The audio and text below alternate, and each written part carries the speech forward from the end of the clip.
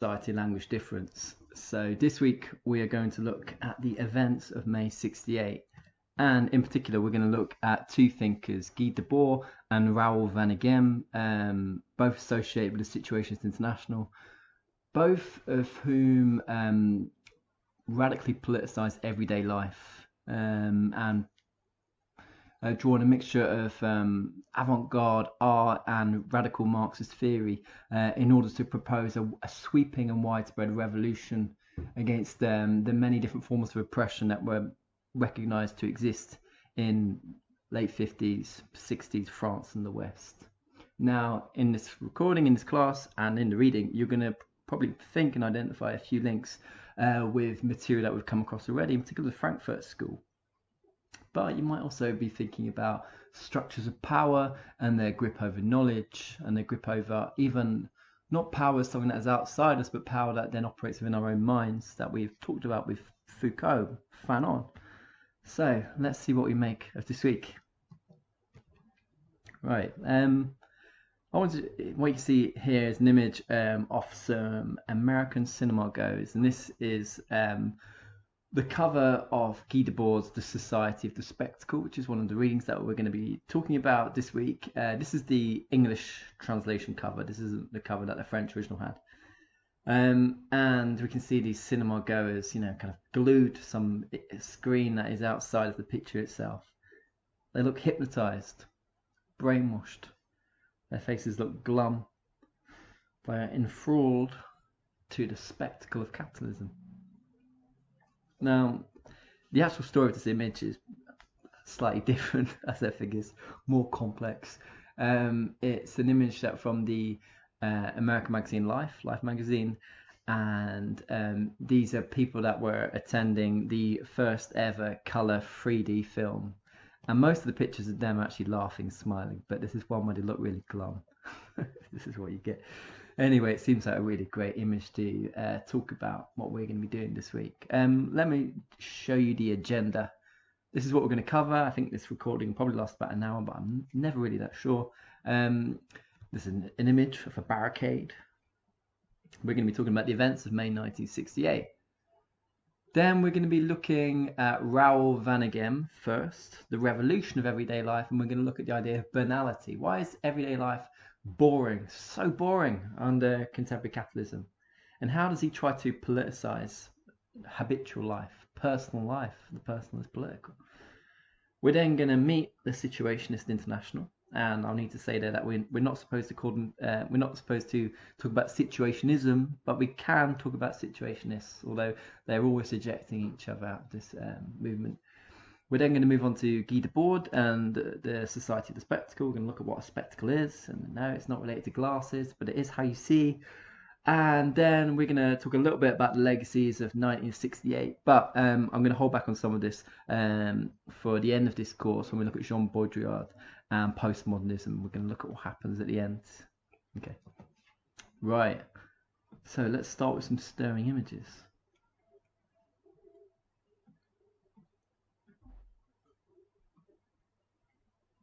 So these are young women protesting out on the streets of Paris. And here, another group of, if you think about the ages of the people here, they all look mostly young. Remember, late teens, possibly some in their early 20s. Stomping and marching through the streets. Here, on the placards, May 1968. So a question for you. What do you know about May 1968 in France? What do we know about May 1968 in France? What comes to mind? Well, you probably got like an image like I have, and like I've already been evoking. Really, it's it's not a completely blank question of youthful protests in the street, of some kind of young, thrilling, slightly sexy uprising, but against what? What are they protesting against? Maybe this, in terms of our memory of May 68, is slightly hazier. We know that they're against something, but what are they against? Well, it's a revolt that's led by students. Should we bring them up? Let's bring them back up here. So it begins in Nanterre in a suburb of Paris. And it's basically students kind of protesting against the conditions, in particular the dormitories that the students stay in, student halls we would call them. These were separated on gender grounds, boys on one floor, females on another, something like this. And the protest is kind of partly against this, like the genders should be mixed, it shouldn't be so stuffy and old-fashioned, why can't young men and women mix and interact like this? And so the university authorities try and put this down, but then it kind of leads to occupations, heavy-handed crackdowns, and more student demonstrations like these guys here. And it gets bigger and bigger and bigger and bigger. And so at its peak, we have 10, 11 million workers on strike in France for 2 weeks. Maybe that's the interesting thing, isn't it? That on the face of it, it's a kind of student demonstration and it's really youthful. And it seems to, we almost might think of it as part of the period of civil rights in the United States, student counterculture, the hippies against the Vietnam War. But then what we get mixed in with it, and this is what makes it really quite radical and potentially quite destabilizing, is the huge worker strikes. 10, 11 million. Revolution is in the air. Revolution nearly happens.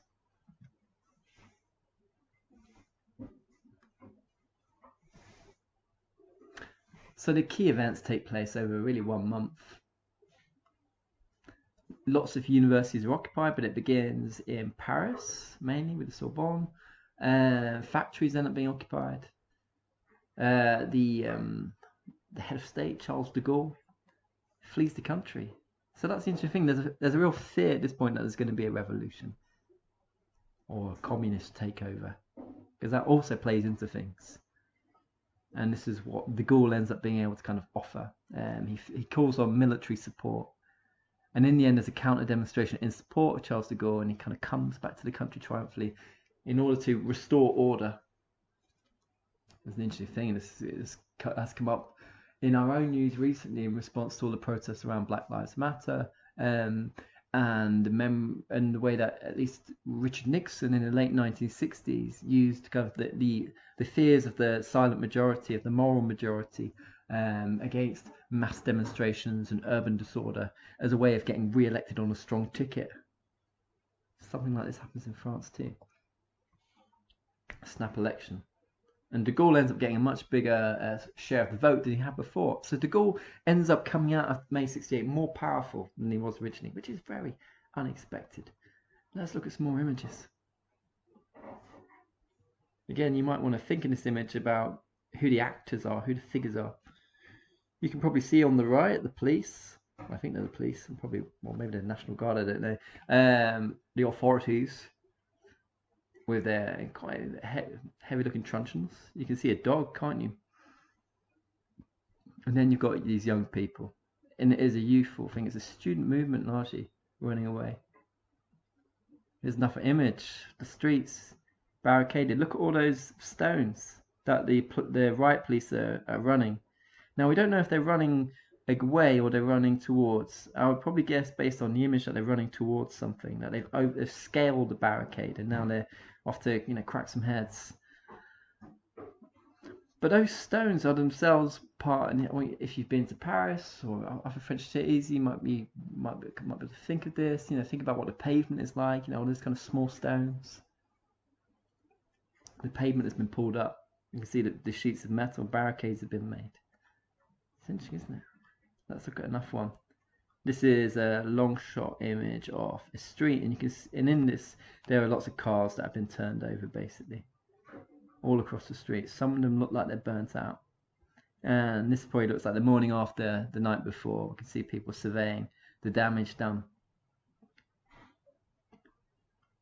Again, we might want to just keep in mind here, what are these guys protesting against? Because it isn't just about the conditions in the university, is it? And this is how May 1968 is remembered. It wasn't just, it wasn't about that. And it wasn't even just about the fact that the police initially reacted in quite a heavy-handed way. There's something bigger, and this is how May 1968 is remembered, sometimes not as a political movement, but as a social movement. As a youth movement, a young people's movement, a great refusal, as Marcuse would say, of the existing social and cultural conditions, taking the barricades, attacking police, saying no. We might ask, what were they saying yes to or yes about? But saying no to bourgeois morality, as maybe Nietzsche would call it. A kind of a morality of the old order, the parents, which seems to kind of link in fascism and Vichy collaboration with small c conservatism, rural Catholicism, a reaction against all these structures of authority. And for what? Desire. Politics of desire, individual desire. This will have a big bearing later on the ways in which various different liberation movements, women's liberation, gay liberation, kind of cohere and develop into the 1970s. We'll talk about this in a couple of weeks. But it is also a workers' movement. Come on, let's not undersell it. Here are some workers being addressed by some folk, some worthies outside the Renault factory. Huge employer at the time. These are the Renault factory workers on strike again.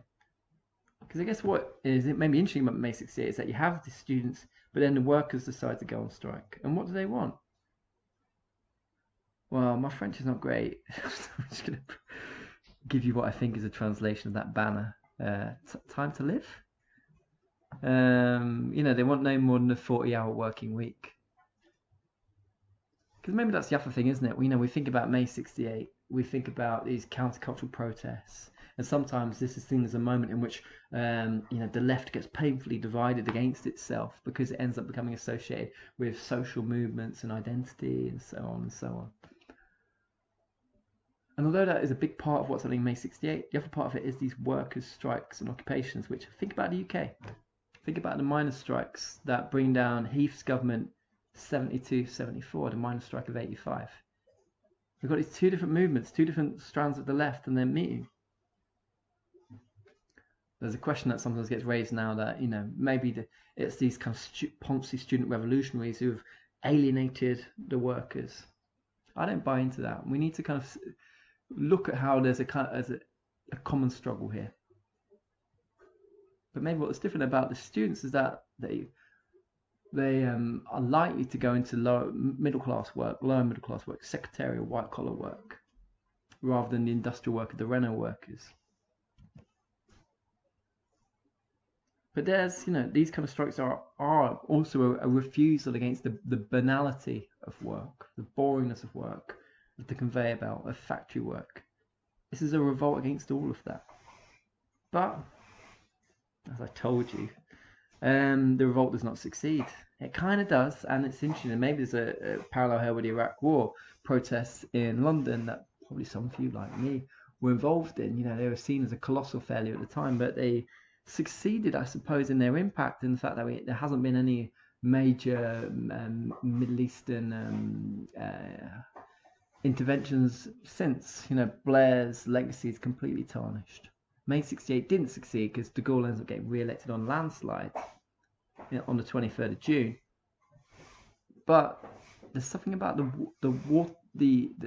flood, the deluge of these events. It leaves behind a mark, a trace. It leaves behind a line. Something that ends up influencing and pushing and shaping and transforming French culture, not just French culture, because May 68 is something that we might know about even if we don't know about. Okay, so I'll just give you a little timeline here so you kind of know what's going on. Maybe I'll comment on a couple of things. Okay, so the events began on the 2nd of May. And Nanterre, so this is one university, is shut down by its administration because of these demonstrations and stuff about the dormitories being petitioned on gender lines, blah, blah, blah. The students at Sorbonne protest, then the police, react. 20,000 students march to the Sorbonne. Maybe let me highlight this actually, because you're probably thinking this is info coming, thick and fast. That this kind of escalates quite quickly. So on the 2nd of May, we have got some students in another university protesting about one university being closed down. So it's interesting how things managed to ramp up in about 5 days. The students have a demonstration to the Sorbonne, 20,000, okay, but as far as protests go, that's not a lot. But the thing is, it's about the police's heavy-handed response. This leads to rioting, lots of arrests, and so you get this demonstration on the 7th of May where 50,000 march. And then there are more riots in the Latin Quarter, and that gives us the image, spectacle even, of the disorders, of the barricades, of the burnt-out cars and so on. And it builds up like this. Just under a week later, 1 million march through Paris and support the students, and then strikes begin the day after, in the middle of May. 24th of May, the Paris Stock Exchange is set on fire. This is when the authorities are bricking it. Soldiers are ready. They might need to retake Paris.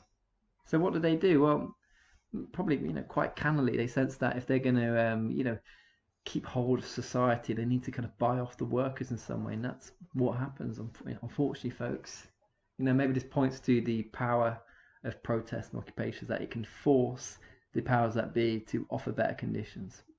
But for some, there's a sense that people were being bought off in different ways. So in late May 25th, 26th, we get the Grenelle agreements, and this promises wage increases for the workers. So at first the workers, refuse, but in the end they're implemented. Now these are major increases. The minimum wage is increased by 35%, and on average real wage is increased by 10%. Huge pay increase. Jacques Chirac is one of the negotiators. He's then quite a young guy. So this is all looking promising, even if the workers are promising for the authorities. Even though the workers are kind of refusing, there's a lot of kind of support and division. What are all these kind of occupations for? What are we going to have in place of what we've got? 500,000 marched through Paris on the 30th of May, calling for de Gaulle's resignation. And then de Gaulle, at this point, he's disappeared the day before, and this is when he's trying to work out if he's got enough support from soldiers. But they're already seeing that the agreements have kind of been proceeding well. And then, even though there's this kind of huge demonstration for de Gaulle to resign, there's also a large counter demonstration at the Champs-Élysées, which is supporting de Gaulle. And so, when de Gaulle flees the country, and this is quite an interesting moment when he leaves. They don't know where he's gone for about a day. His deputy doesn't know where he is. He ends up coming back, and he says, workers, you must go home. And they do. Yeah, by the 5th of June, most of the strikes are ended. The student demos are finished. The police end up retaking Sorbonne, which has been occupied, and then de Gaulle ends up getting re-elected on a huge landslide. He ends up getting like 293 out of 378 seats. So it's an interesting spectacle, isn't it? It's a moment in which revolution looks inevitable. Workers, students, memories of the Paris Commune, and then what? And it's this gap, isn't it? We're going to call this the problem of June 1968 in a couple of weeks. Why is it that the workers didn't push further? Why did they just want a little bit more wages? Why didn't they want a complete change to the system? Why didn't they want, say, a world without work, or a world with much less work? Why were they so easily co-opted? What were they going to spend these wages on? There's been a lot of disappointment, disenchantment. The French Communist Party also blamed the old left, the bureaucratic old left, are blamed for somehow being responsible for kind of tricking or persuading the workers to go back to work. I don't really buy into that, but you'll see Foucault in the preface to Deleuze and Guattari's Anti-Oedipus, which we are going to read in, I think, 2 weeks, blaming the bureaucrats, the communist bureaucrats. So separations. This is an important rallying moment, but it fizzles away. Who is to blame? Well, we might want to kind of keep in mind here a wider radical moment, a wider radical scene. If we're thinking about the 60s more broadly, you've got a youthful Tariq Ali and Vanessa Redgrave marching against the Vietnam War in London. This is also, we want to keep in mind here, the civil rights era as well. Martin Luther King, Dr. King, Malcolm X. Debates in the civil rights movement about freedom, about equality. about transforming society which is viewed as structurally wrong, structurally unjust, structurally racist, later structurally sexist. There are revolts in other places too, in Prague, Mexico. 67, the summer of 67, a lot of demonstrations in the United States. This is a very hot period. And that's interesting, isn't it? It's the deluge, it's the high water, and the impression that it leaves behind. For many also a bitter taste. The ways in which different civil rights leaders will be assassinated. The heavy-handed response of the authorities. Think about the crackdown on the Black Panther Party. The ways in which people were kind of pressured back to work in France. What do we do with that? So keep this in mind as the context for the Situationist International. Beauty is in the street. There's some beautiful slogans associated with May 68. And these are influenced in part by the ideas of the Situationists. Let's just look at the slogans because they're wonderful. So I kind of threw out this question earlier. Maybe it's slightly rhetorical, but I want you to think about it. As far as you know, and as far as you can tell, what were the demands of the protesters? And what ideas influenced them? What ideas can we see at work? Let's have a look at some of their wonderful statements, which I will garble. I feel like I shouldn't even say them because my French pronunciation is just really shit. I'm just going to give it an English translation. Sorry. Be realistic. Demand the impossible. It's one bit of graffiti here on a bridge. Under the pavement, the beach. You know, thinking about pulling out those paving stones, chucking them at the cops and all the sand beneath. Never work. Never work. It is forbidden to forbid. No more moral prohibitions. No more. Think about Foucault here on reason. Reason silencing the mad. Liberation. This is freedom of desire of all sorts.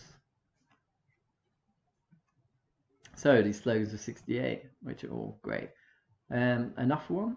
I treat my desires as realities because I believe in the reality of my desires. Again, it's this philosophy of desire that I really want us to kind of drill into in a couple of weeks. Boredom is a counter-revolutionary act. The boredom of the spectacle, the boredom of consumer society. We don't want to be bored. Think about rock music of the period. Turn on, tune in, drop out. This is new youth movements. We want to think here, in case you're thinking, middle class students, that what we get from, at least in the UK, and this is true also France, from the mid-1960s, early mid-1960s, is the expansion of higher education. So working class people are going to universities first in their family to do so. And we've got this really radical and interesting moment. We've got left-wing social democratic ideas, social democratic governments in many parts of the West. A lot of money has been put into welfare states. There's huge programs of social housing. Life for working class people has never been better. The trade unions are powerful, and there is this push to improve life, to transform life. And then we have the children of this workforce. Children, the baby boom is born after the Second World War. After a war that was meant to end fascism, who want a new world. And this May 68 reflects that in different ways. They want a world of desire, of freedom. And that might be difficult given the hold, as we will remember from the Frankfurt School, that consumer capitalism has over the workforce. Advertising, films. Remember Adorno and his diss of astrology columns, fortune tellers and things like this. So for the thinkers associated with the Situationist International, there's a real interest in constructing situations, that's why it's called that. Situations of possibility, of passion, feeling, of desire, and how you make these situations possible in a society which, in the words of Marcuse, is totally administered, heavily regulated, very rules driven and operated. This is a reaction against that. The Frankfurt School were theorizing it in May 68. They're trying to act it out. Okay. This is graffiti on the walls of the Sorbonne, and it kind of pretty much comes from Raoul Vaneigem, The Revolution of Everyday Life. We don't want a world where freedom from dying from hunger comes at the risk of dying of boredom. Now, those of you with an interest in punk music might be thinking of the Sex Pistols or even the Buzzcocks, Boredom. So punk in the UK would end up drawing a lot on situationist ideas through Malcolm McLaren, manager of the Sex Pistols, and then just sort of in the ambience of the kind of counterculture of heavily squatted Ladbroke Grove in Notting Hill. Boredom. This is a reaction against boredom. Okay. Right, so we are going to focus on two of the figures here, the guy on the left and the guy on the right. On the left, Guy Debord. On the right, Raoul Vaneigem. And this is kind of outside a bar. And again, inside a bar, there's lots of great pictures of these guys basically having a good time. Which is good, it fits with the philosophy.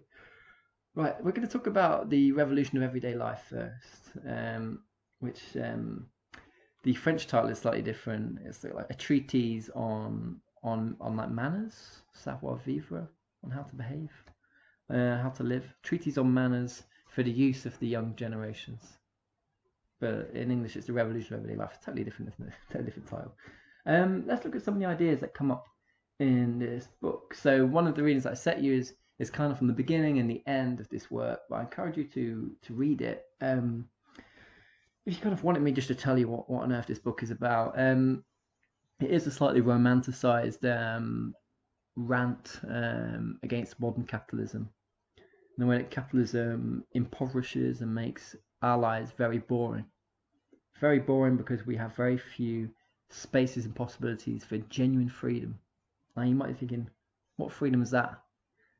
Well, it's a freedom that would involve spontaneity and creativity.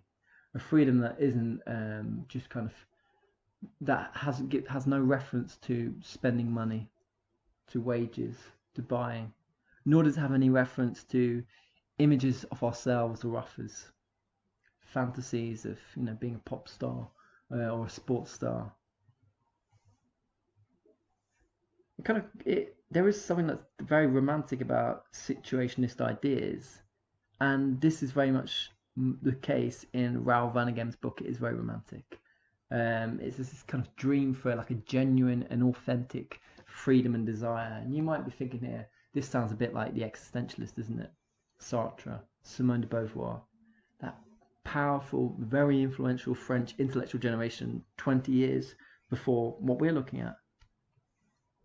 What it would mean to be genuinely free, authentically free, not a victim of bad faith like the waiter, but to be somebody who's kind of free and lives through their own projects and their own desires. There's this kind of lineage, I would say, in what the Situationists are doing. That whole kind of Marx plus a romantic view of personal freedom. Is it contradictory? Let's look at some of Vaneigem's arguments. These are just some pages that I've screen grabbed from the beginning of the book. And as you'll kind of, if you kind of think about language, it's very like immediate. It's kind of literary as well. Vaneigem was from Belgium, but he's part of the Situationist group. They were called the Situationist International. They exist for about 15 years, from 1957 to 1972, although he leaves in 1970. Vaneigem's background is in romantic literature. And we kind of get this kind of flowing romantic quality. It's not these kind of dense, cold aphorisms that you get with Debord. And instead you get these allusions to Jonathan Swift's Gulliver's Tales. And this kind of sense that our lives in capitalism are stifled. They're unfree. They're like living in a kind of dungeon. We're trapped. Vaneigem says, we find ourselves alone, unchanged, frozen in the void, created by the cascade of gimmick objects, Volkswagens, and paperback books. And you might be thinking, what's wrong with us? But that's the point, isn't it? This is what the Situationists are doing is a kind of response to the gains in working class life that had been achieved in the 50s and into the early 60s. And it says, these are not enough. These are too boring. You know, is this all the fight against fascism, improving the workers' conditions was for, just so we could buy more gadgets, more paperbacks? What's the point in that? Vaneigem's language is romantic, as I said. He makes this allusion to psychotherapy, and he says, well, the real analysts are in the streets. They're no longer imprisoned by the false reality of gods or technocrats. And that's another thing that we kind of see, technocracy, which we hear this nowadays where the Brexiteers talking about the EU, technocrats, these kind of possibly well-meaning bureaucrats or functionaries within government who aren't elected but make all the decisions, and we have no democratic say or control over them. So there's this kind of emphasis on participation, freedom, desire, choice, but with it a refusal of the kind of ways in which the working class has been bought off by an improved standard of living. And so we get this quite passionate end. This is just from the first part. Vaneigem says, anyone who talks about revolution and class struggle without referring explicitly to everyday life, without grasping what is subversive about love and positive in the refusal of constraints, has a corpse in his mouth. Think about that, the refusal of constraints. This is an evil. Love is subversive. So we're going to talk about, if we're going to kind of improve the conditions of the workers, I should say also this work is written in 1967, so it's before 68. It's not enough just to give the workers higher wages if all they're going to do is buy new cars. This needs to be a world that is kind of passionate, which is marked by love, in which it isn't just about gains politically, like the right to vote in some form, but it's about how our habits, our everyday relations are transformed too. No more constraints. Now, I mentioned before that a lot of this is reminiscent of the criticisms of capitalism and the culture industry that we looked at with the Frankfurt School. You think here of Adorno and Horkheimer talking about the culture industry and the dialectical enlightenment. We looked at this in terms of shopping and films, and we had that whole thing about astrology as well. That having more spending money to kind of buy, different brands in supermarkets isn't real freedom. And maybe that's something that we want to keep in mind later when we talk about the spectacle. The spectacle is an illusion. It's something that seems like what seems real, but it isn't. And we're in a spectacle that seems to offer us great freedom, the choice to buy one thing or another, Pepsi or Coca-Cola. But our situation is saying that's not real freedom. It looks like freedom, but it's not. The 1950s housewife isn't free at all. She's probably one of the least free people in human existence. But she doesn't know it, and that's how powerful her unfreedom is. There's also a reaction here to work, and these reflect wider changes. Charlie Chaplin, modern times,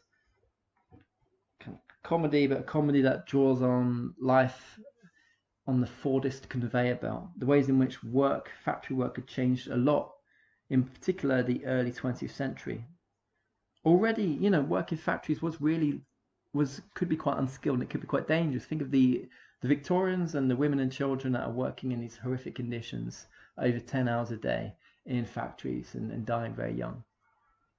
It's still unskilled, but what you get with Henry Ford and the conveyor belt, there is every worker only does the same task repeatedly. It becomes de-skilled. And that means that you don't need to train the worker. The worker is even less like a Renaissance artisan, a guildsman, a craftsman. There's no more craft. Well, you're just a cog in a machine. You're just pushing buttons.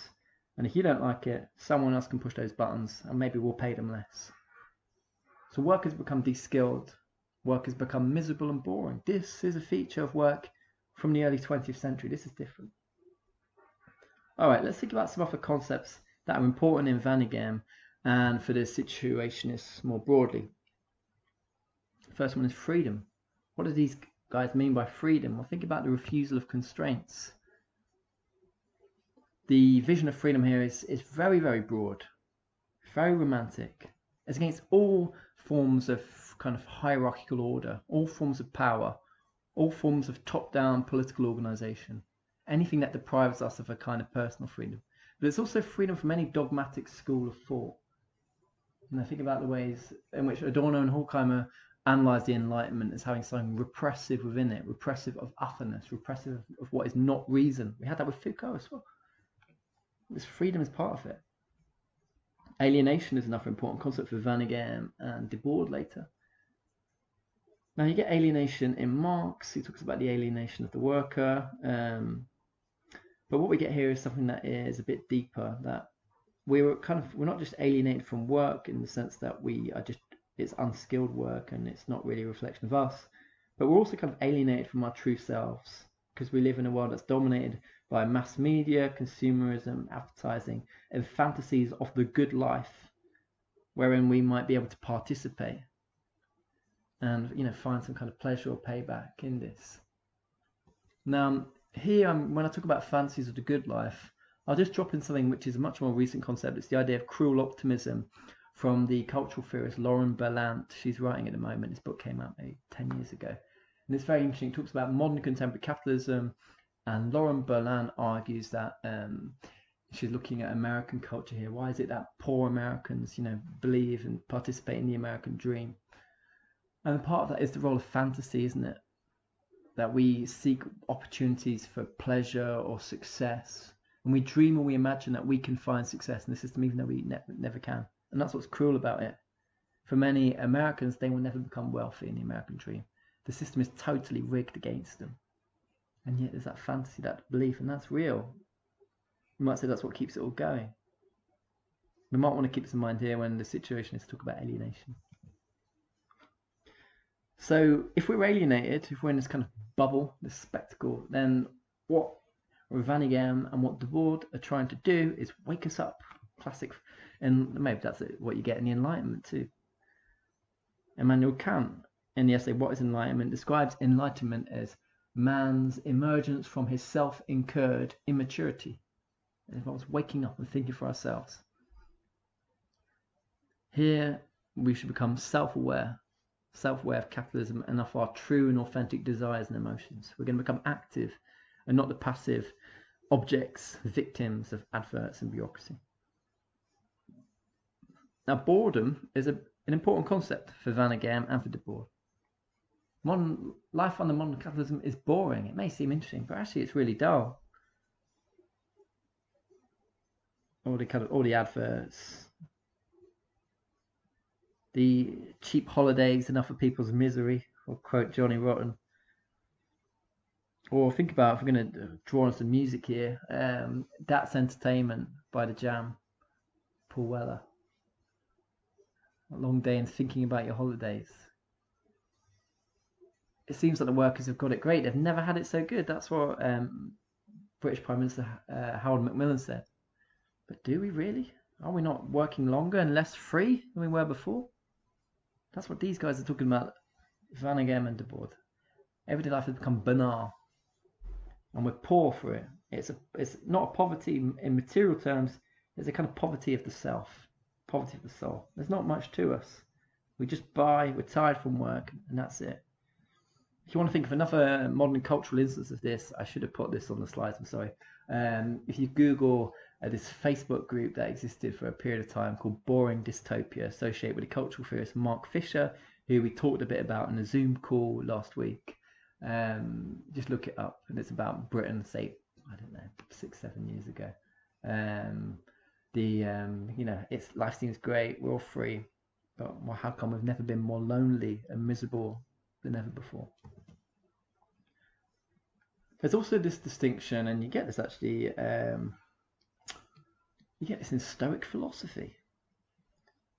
To not just merely exist or survive, but to live.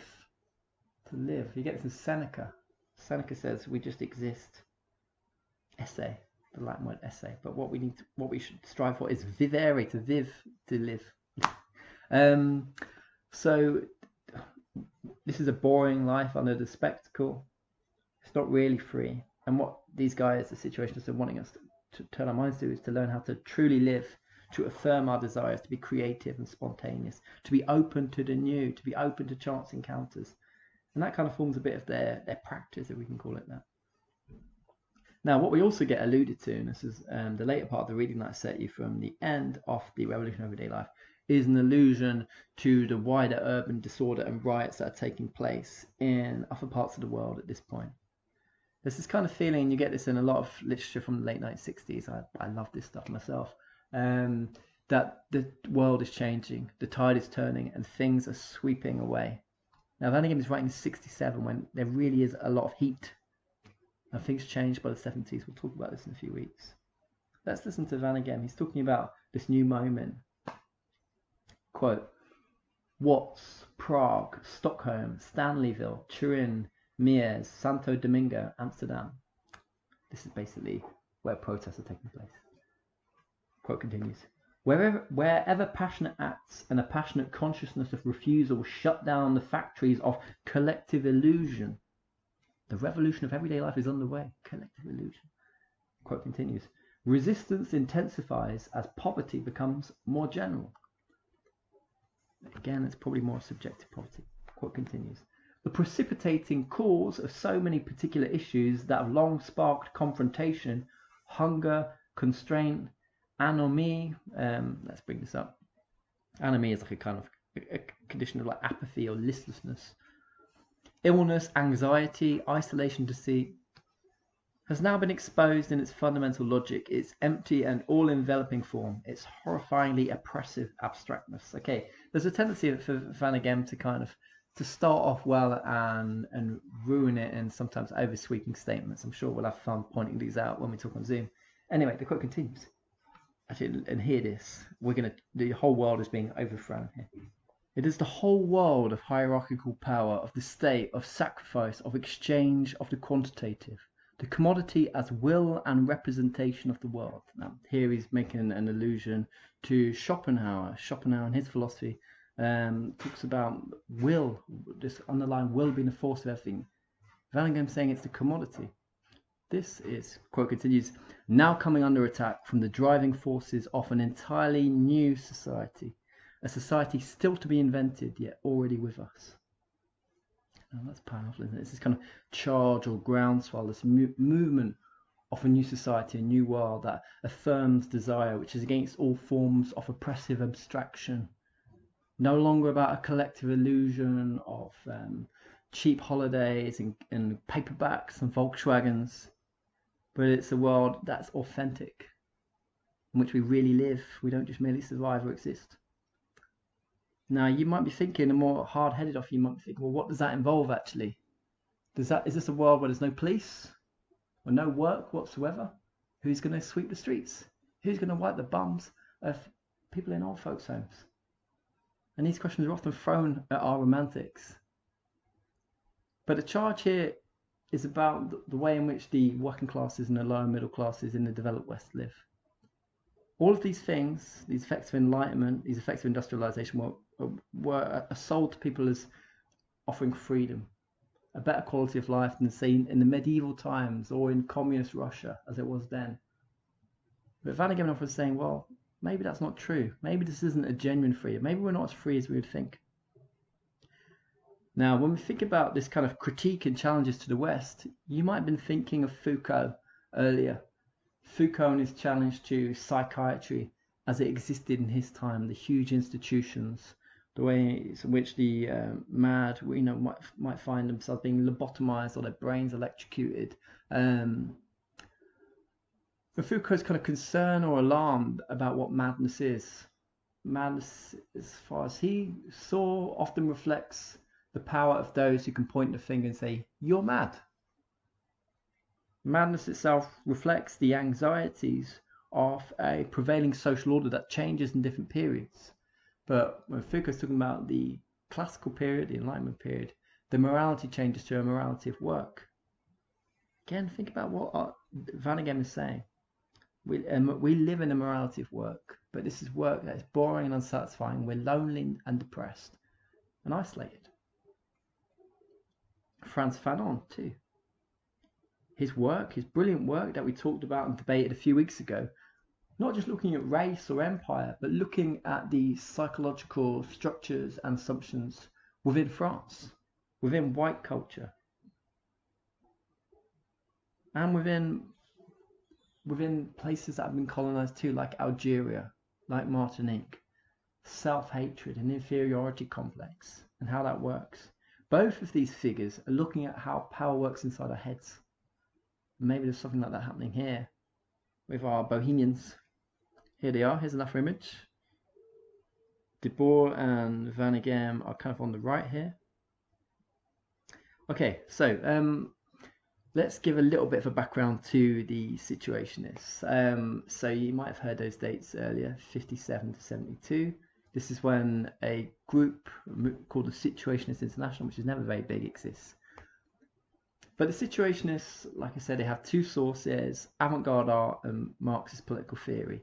Emerged actually in the 50s, earlier in the 50s, and it starts off more as an art movement first of all. It's associated with the Lettrist International, which exists, in the early 1950s, and they're based in Paris, and they're kind of like a ragtag bunch of novelists, artists, kind of bohemians. We kind of saw this there earlier with the kind of hanging out in cafes. Now, one interesting thing that happens early on with the Lettrists is what's called a Notre Dame affair. And it's great. It's kind of scandalous, and it reminds me a little bit of the Pussy Riot actions that took place in Russia a few years ago. Basically, on Easter Sunday 1950, a group of lettrists go to Notre Dame Cathedral where the Mass is being aired live on TV, and they dress up as one of them dresses up as a monk, a Dominican friar, and he climbs up before the whole congregation who, it's Easter, there's a lot of people there, they're expecting something, very pious and worthy. And instead, he stands up on the rostrum and he comes up with this really blasphemous speech, which is all about the death of God. I'll give you a little quote from it. I accuse the Universal Catholic Church, this is English translation, of the lethal diversion of our living strength toward an empty heaven. I accuse the Catholic Church of swindling. I accuse the Catholic Church of infecting the world with its funereal morality, of being the running sore on the decomposed body of the West. Verily I say unto you, God is dead. Blah, blah. Look up the rest. The Notre Dame affair, 1950. Yeah. And as a result, this is real kind of scandaling, kind of high-profile moment. The guys are arrested, but and then the guy who dressed up as a monk, they try and put him in an asylum, but it doesn't quite work out. Anyway, so there was this kind of youthful movement at Lettrists. They're kind of up to no good in the 1950s, quite young. The average age is 20. They also disrupt. There's a Charlie Chaplin press conference in 1952. Anyway, they decide that they're going to stage an action and disrupt this, and they give out a leaflet that says "No more flat feet." Okay. So one of the things that characterizes, the Lettrists, or a group of Lettrists, end up splitting off. There's going to be a lot of splits with the Situationists, and they're led by Guy Debord in 1952. And one of the things that the Lettrists do, and this is something that is kind of then taken up by the Situationists, is going for aimless long walks around Paris. It's called dérives. You might have heard of these. And from dérives comes the practice of psychogeography, which you probably have heard this phrase thrown about before, and you might usually associated with writers like Ian Sinclair. You might have thought, what does that really mean? Is that just kind of like poncy middle class dudes, going around slightly rough areas, pontificating and writing down their thoughts? Or maybe in Britain, this is what it now means. But in 1950s France, there's something different, and there's this idea of kind of trying to listen and being open to the different sounds and sights and smells and encounters of the city. It's an openness that reflects the idea of creating situations. I'll talk about this more in a second. Now, these guys are mainly artists. Debord's also a filmmaker, And one of the things that they're interested in is detournement. Sorry for the pronunciation there. Which is basically getting like found material. You might have heard of found art, and using it like copy and paste.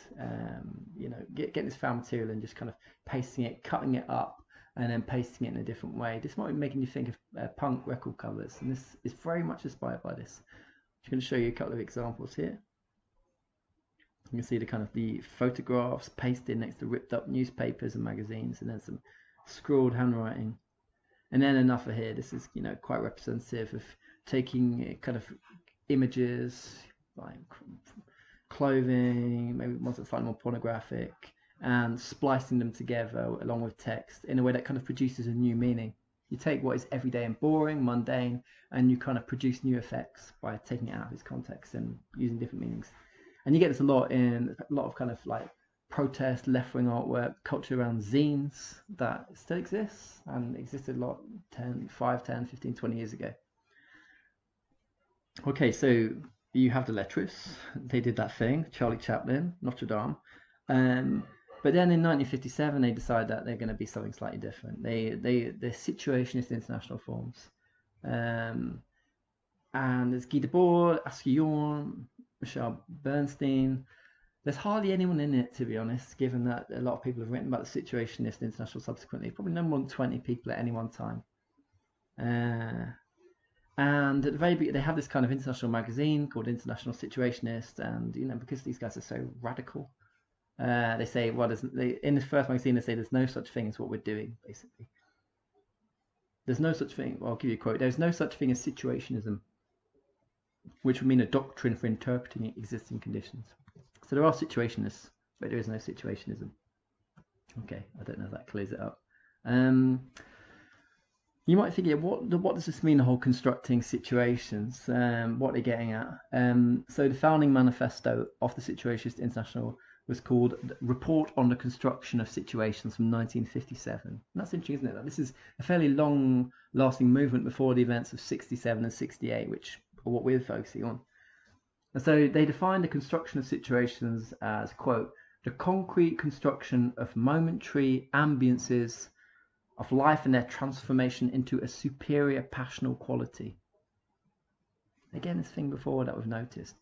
A more authentic form of life. Passions, life, no constraints, love, its subversive potential, desire in different forms. All of this is an overthrow against the morality of self-denial, self-control, and knowing your place. Very much against that. And we might think of these ideas as being quite middle class. But I want you to keep this in mind that with the 50s and 1960s, we're seeing a transformation in working class life. Working class young people are going to university, not all of them, but a lot more than did previously. So don't just view this as a bunch of out of touch bohemians, or they are to a degree, that no doubt.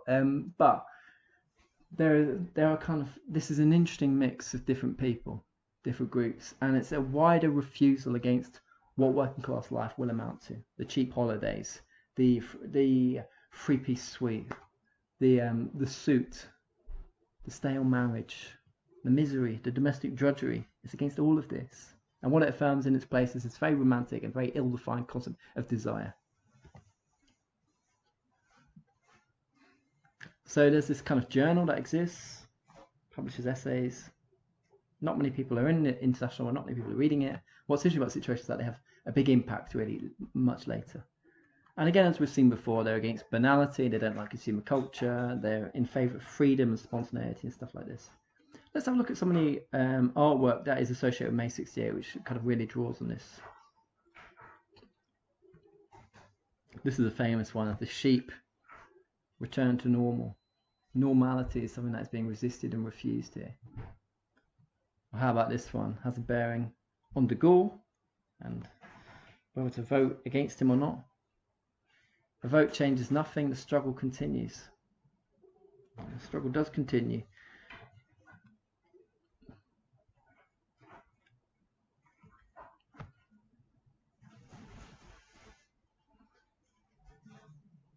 These are all in the images here. These are allusions to the intoxication, the spectacle of mass media on the capitalism too. and how there's a kind of ethical responsibility that falls on young people, the young pre-workers, the pre-working class, the pre-middle class, to refuse a way of life before they become absorbed into it, the radio and TV and so forth.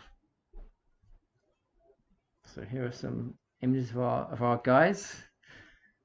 Here it looks like they are kind of playing, Debord is playing the maracas, and Africa's playing the drums. You can see the drinks. Raoul Vaneigem's playing a drum.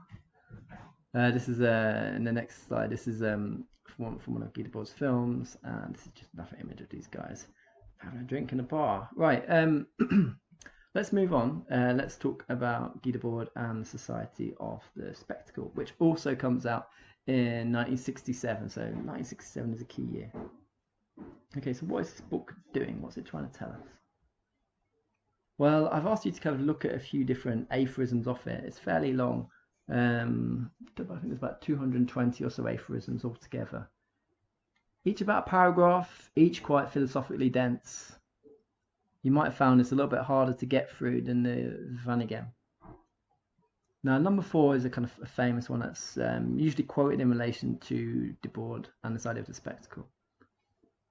Quote, "The spectacle is not a collection of images, it is a social relation between people that is mediated by images." So what this isn't just a critique of magazines or kind of consumer culture as it exists in publications.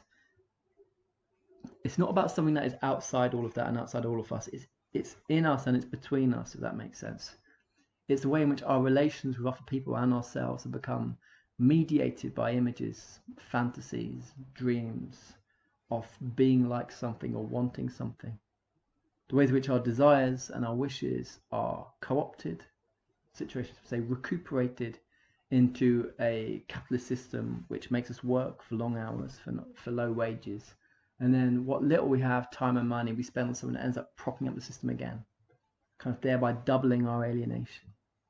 So the spectacle isn't just about this. It's not just, you know, that image at the beginning of the people watching the 3D cinema.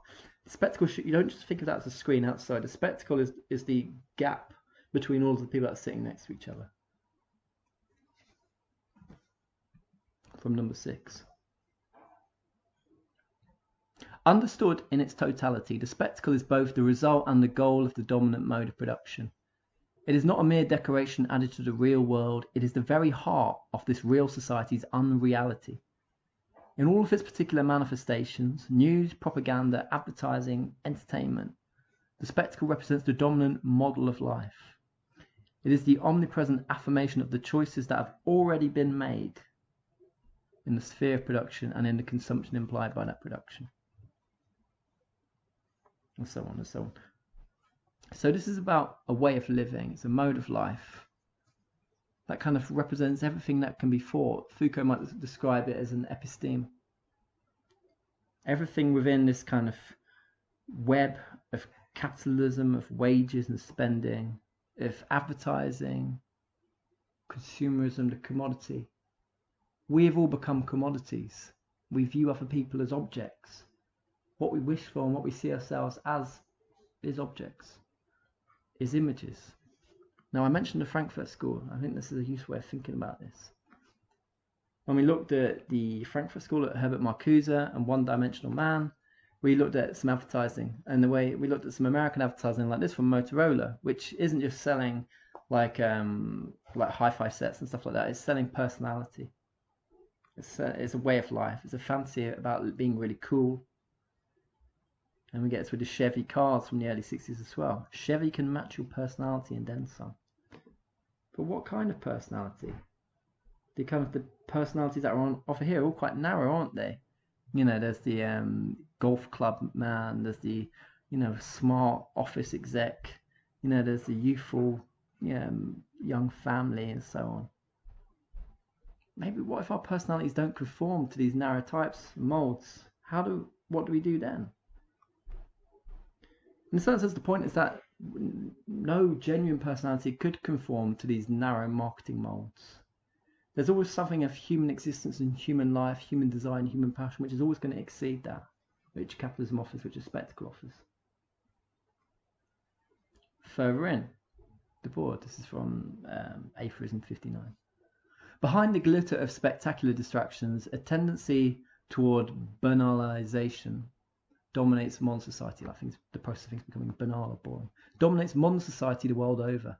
Even where the more advanced forms of commodity consumption have seemingly multiplied the variety of roles and objects to choose from, the vestiges of religion and of the family, along with the vestiges of moral repression imposed by those two institutions, can be blended with ostentatious pretensions of worldly gratification precisely because life in this particular world remains repressive and offers nothing but pseudo gratifications. Dissatisfaction itself becomes a commodity as soon as the economy of abundance develops the capacity to process that particular raw material. And we actually get this too when Marcuse in One Dimensional Man talks about, the kind of failures and limits of left-wing protest. That left-wing protest becomes something sexy that can end up being marketed in different ways, of youthful rebellion and hedonism. It can sell records, it can sell books. It's something that gets appropriated, recuperated. That's the key phrase for the Situationists. So where is the outside here? Well, Derrida would say there's no outside. There's never an outside. But the outside here in terms of society, it's kind of hard to find. And there is a similar pessimism in Debord that we saw with Adorno in terms of escaping capitalism. It's difficult. It's probably impossible. Now, Debord here is describing the spectacle as having a power over us now that's like religion in the past, like medieval religion, like prayer, and we're kind of seeking the intercession of saints and so on, offering a complete structure and mode of being that you do not question for this life and the next one. Now capitalism has taken on this kind of religious power. Instead of the laws, the 10 Commandments, the laws of the Bible, we've moved on to the laws of nature, and now we've got the laws of economics, the laws of the market, which drive us and sweep us around. We're always passive, aren't we, when people talk about free markets and the movements of the markets and downturns and so on. We have no real agency because this isn't democratic. And yet we believe we're free because of what we might be able to save at the end of our wages. We can get some garments off ASOS or something like this. We can get a takeaway. We can save up. We might be able to afford to go on holiday once a year or once every couple of years. In this way, Debord and others would say, we've been bought off. We think we're free, but why are we working 48 weeks a year in order to give ourselves true, genuine, authentic pleasure time? This is just another film poster from that class. So it seems like we've got choices, but as Debord describes it, these are false choices. They might seem genuine, but they don't really offer that much at all. This is from 62. Quote, "The false choices offered by spectacular abundance, choices based on the juxtaposition of competing yet mutually reinforcing spectacles, and of distinct yet interconnected roles, these struggles develop into struggles between illusory qualities designed to generate fervent allegiance to quantitative trivialities." I apologize, the language is dense and abstract, but it's getting somewhere quite interesting here. It's this sentence. "Fallacious, archaic oppositions, false old oppositions, are revived, regionalisms and racisms, which serve to endow mundane rankings in hierarchies of consumption with a magical ontological superiority." Again, apologies for the language, this is Debord, not me. Ontological being, being, magical superior being. And pseudo-playful enthusiasms are aroused by an endless succession of ludicrous competitions from sports to elections. So we think we're free, and there are these exciting moments. There's Strictly Come Dancing, there's the World Cup, there's the Premier League. We must reopen this, ending the lockdown. But these are ways to distract us. They make us feel free. We feel like we're part of something. We might feel part of a nation or a race or a region. But they just give, in the words of Debord, mundane rankings. The hierarchy of consumption still exists.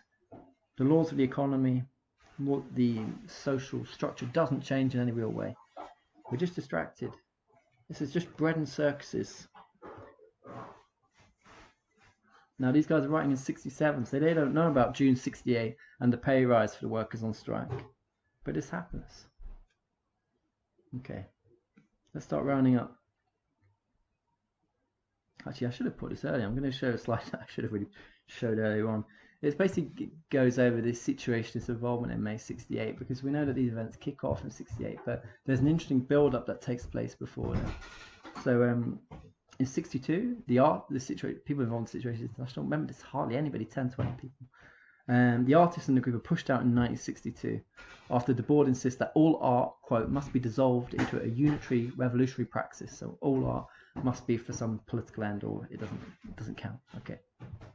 In 1966, this is an interesting text. It's called On the Poverty of Student Life, and money from the University of Strasbourg is appropriated, and they print out 10,000 copies. It's basically saying, students, you guys are going to become the next generation of wage slaves. You must resist and refuse.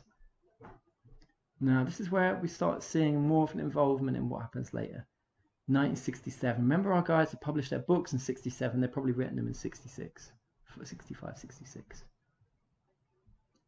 In 67, they start working with the students at Nanterre, which is one at Paris University, one of the universities of Paris, and the Situationists start working with these students, and they end up getting involved in the occupation there, and then they form a group called a Council for the Maintenance of the Occupations, and then they occupy more staff, they get printing press, blah blah blah. But yeah, it all fizzles out, doesn't it?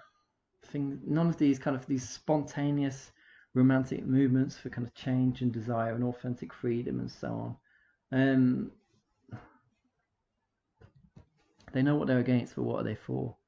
And they struggle with this. They struggle to build coalitions. They struggle to build mass movements. There isn't really any kind of concrete thing that these guys want to achieve. They're not looking for a 10% wage increase. They're not looking for a 35-hour working week. They want the whole world to kind of transform. They want a new world to come into being. And that is much more intangible. And these are much more fractious personalities. Vaneigem resigns, but he's kind of kicked out and it fizzles out. Guy Debord writes a commentary on Society of the Spectacle in the late 1980s. There's much more of a melancholy kind of tone in this. Remember, actually I should say about Adorno too. Let's bring up these guys. Think back to, remember our Frankfurt School? Horkheimer and Adorno, The Dialectic of Enlightenment, 1940s. Now, over the 1950s into the early 1960s, these guys are still associated with the radical intellectual left, Marcuse in particular.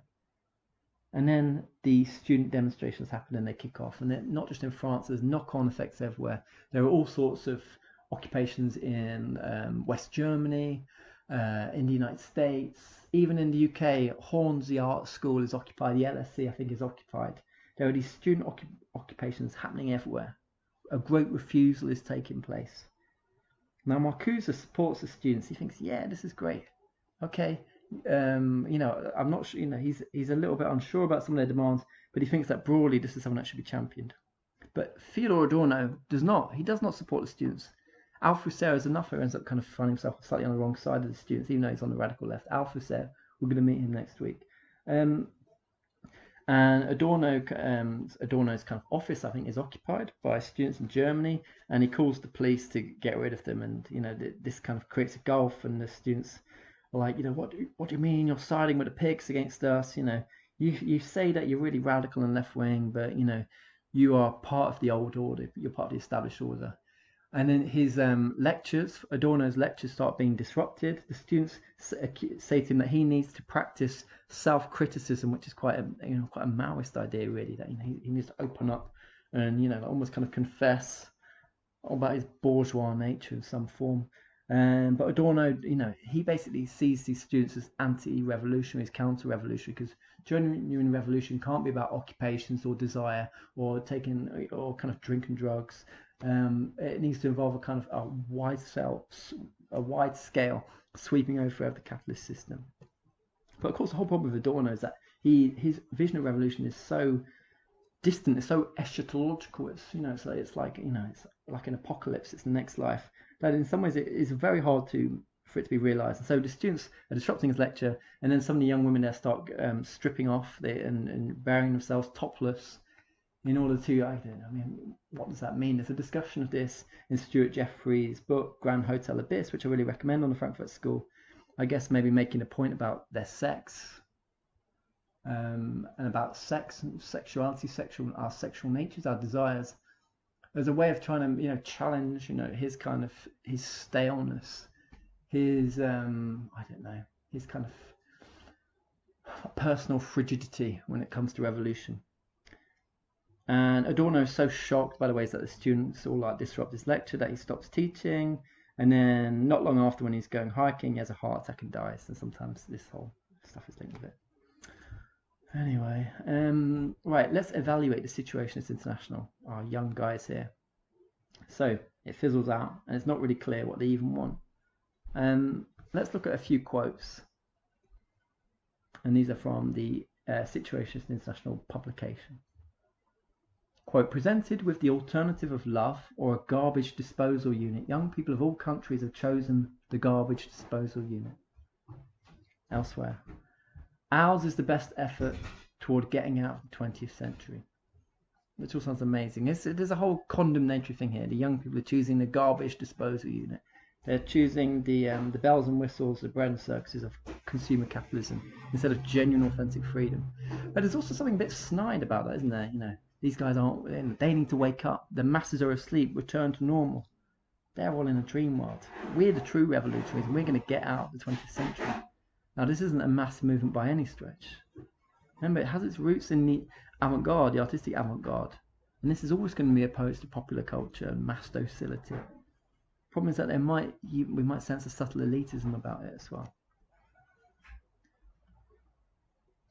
Now, this is a great criticism that comes from one reviewer talking about Vaneigem's Revolution of Everyday Life. He says, well, it sounds nice, but it's just totally impossible and unrealistic. He says, quote, this is Jean Barreau, it is, quote, a difficult work to produce because it cannot be lived, or either threatened with falling into a marginal possibilism or into an imperative which is unrealizable and thus moral. Either one huddles into the crevices of bourgeois society, or one ceaselessly opposes to it a different life, which is impotent because only the revolution can make it a reality. Kind of moralism, romanticism. Where does it get us? Well, it got, at least in the UK, it had an interesting impact on music and on politics. Not a big one, but an important one. Think about the Sex Pistols, Jamie Reed, the record covers of the Sex Pistols. The image of the Queen, but the whole cut and paste thing over her face. Detournement. Also, there were kind of very small little artistic countercultural groups associated with the Situationists in London, and lots of the squats of Notting Hill and Ladbroke Grove, like King Mob. And then there's a kind of link with a small and not particularly well-known left-wing terrorist group called the Angry Brigade, who let off non-lethal bombs at the houses of politicians and at Ford factory and other places, and in terms of situations and the influence, and at the Bieber boutique, like a kind of trendy clothes shop, and at BBC's and at a BBC van outside the Miss World 1970 contest. And the Angry Brigade, when they were letting off these bombs, which never killed anybody, but I think one person was injured, this is kind of by mistake, they often produce these kind of like, some of them could be quite lengthy communiques, these like kind of statements of intent, which at first the mainstream press didn't care about, because sometimes these bombs were so small they didn't even know they'd gone off. It just looked like someone had been kicked over. But then later on, the Angry Brigade become more noticed because they let off quite a large bomb outside the I can't remember what this guy's called. He was like the Secretary of State for Trade and Employment or something like this, Robert Carr. Anyway, these communiques often have this kind of allude to situationist ideas. So there's an influence there. But I think punk is a key one. Okay, right. So we're going to talk about all this next Monday evening, and these are the kind of questions that I hope we'll cover. So we're going to talk about May 1968. What caused the riots? Why were people striking? Why are people protesting? Then we're going to look at Raoul Vaneigem. What criticisms of everyday life does he make, and why does he make them? I want us to talk about what the Situationists International actually were. The small ragtag group of artists, intellectuals. What kind of group were they? We're going to talk about Guy Debord. What does he mean by the spectacle exactly? And then how relevant are these ideas in an age of Instagram? Maybe they're even more relevant than these guys could have ever intuited. Instagram, Snapchat, people living on social media, living through representations of themselves and not their authentic selves, living through our phones, dependent on our phones, constantly persisting in fantasies and images of what we think we are and what we think other people see us as. Never as truly ourselves, never a spontaneous creative existence. When was the last time that we were in a genuine situation, as the Situationists would call it, and it's hard under lockdown, in which we felt genuinely exposed to the new and encountered with genuine otherness? Why are we working longer than ever before? Why are we, generally speaking, more isolated, more lonely, more anxious and more depressed? The Situationists would have a lot to say about this. Okay, next week we're going to look at Spinoza. Now Spinoza, he's not from post-war France, is he? No, of course not. He's a 17th century metaphysician. But we're going to look at the reception of Spinoza in 1960s France, in particular through the work of the philosopher Gilles Deleuze, who's an important guy for our course, and we're going to spend another week on him later. We're going to look at Spinoza Practical Philosophy, which is a book that Deleuze writes, which is very accessible. It's kind of to the general reader, explaining what Spinoza's philosophy is about. And it's really nice, it's really nicely written, it's really readable. But Deleuze doesn't quite present Spinoza in an orthodox way. It's not like Spinoza, a very short introduction. This is a Spinoza that's quite different. You know, some of the 17th century trappings are gone, and instead this is a philosopher of desire, of joy, of a more authentic life, against morality. A very revolutionary Spinoza. So we're going to look at the Spinozan turn. Althusser will be an offer. Okay, so that's it, everyone. Thank you very much, and look forward to the discussion.